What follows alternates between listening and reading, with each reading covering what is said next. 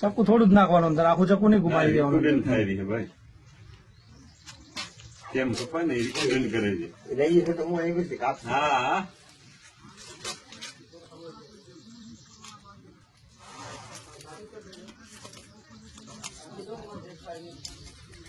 ત્યાંથી ચાકુ આગળ જો ઉપરથી એટલી જગ્યાએ હવે ને ચાકુ આપી. આ ધારી છે ને, જે ધારી આવી ઉભી આવે ને ધારી, ત્યાંથી ચક્કુ ઘુમાડવાનું.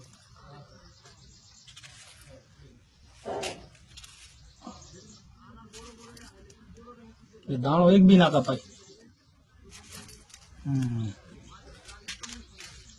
અમારે અડધા દાણા કાપી નાખે અમારે છોરા કાપે.